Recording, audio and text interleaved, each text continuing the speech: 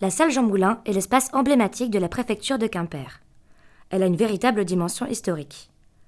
Construite pendant la rénovation de 1906, elle vit débattre toutes les grandes décisions concernant le Finistère.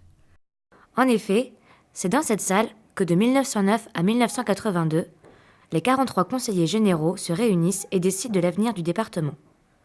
Une tribune a d'ailleurs été construite afin que le préfet puisse écouter les réunions qui s'y déroulent sans être vu. Les conseillers généraux quittent la préfecture en 1982 lorsque le gouvernement donne davantage d'autonomie aux collectivités territoriales. Aujourd'hui, la salle est toujours utilisée par la préfecture. Toutes les boiseries de la salle furent réalisées par Arthur Autroux, sculpteur et ébéniste quimpérois.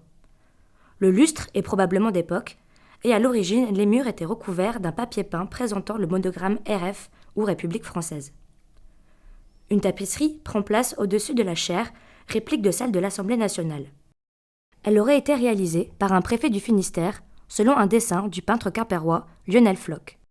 Elle montre une ancienne vue de Quimper, au premier plan, un terrain vague où les femmes venaient laver leur linge. Il s'agit de l'actuelle place de la Résistance. On y voit l'ancien hôpital Sainte-Catherine, premier bâtiment préfectoral, le palais épiscopal ainsi que la cathédrale avant la construction des flèches. Au-dessus de sa tapisserie s'élève le vitrail représentant le mariage entre Anne de Bretagne et Charles VIII, symbolisant les liens entre la Bretagne et la France.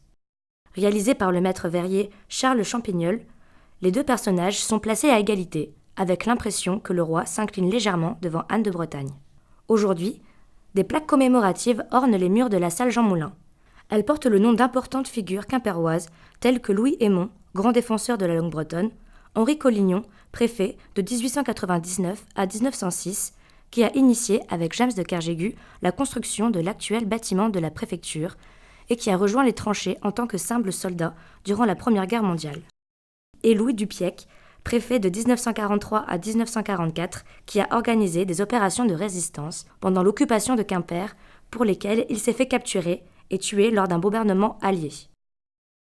Baptisée salle Jean Moulin au sortir de la Seconde Guerre mondiale, elle rend hommage au célèbre résistant qui fut sous-préfet de Châteaulin en 1930.